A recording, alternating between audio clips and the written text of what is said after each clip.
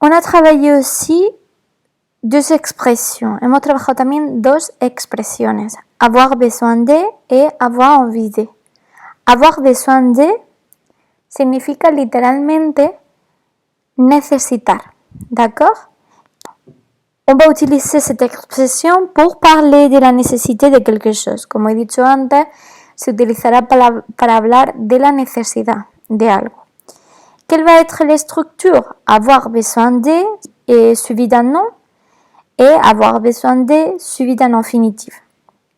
Podemos utilizar esta expresión seguido de un sustantivo o de un infinitivo. Lo que es muy importante es que el verbo avoir tiene que ir siempre conjugado. Y también tenemos que tener en cuenta que el de puede cambiar cuando va acompañado de un sustantivo, en función de ser masculino, femenino, singular o plural, porque podemos utilizar du, de, la, de. ¿D'accord?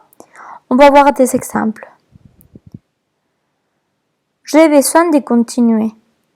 Como veis, tenemos el verbo avoir conjugado et besoin de et l'infinitif continuer. J'ai besoin d'aide. Verbo avoir conjugué, besoin de, plus un nom, ¿vale? Verbo avoir conjugado, besoin de, seguido de un sustantivo. Como veis, no es una expresión difícil, simplemente hay que acostumbrarse a utilizarla. On a aussi avoir envie de. Avoir envie de significa tener ganas de. On va l'utiliser pour parler de quelque chose qu'on veut. Lo vamos a utilizar para hablar de algo que queremos. La structure avoir envie de plus un nom et avoir envie de plus un infinitif. Como veis, la estructura es muy similar a la de la expresión avoir besoin de.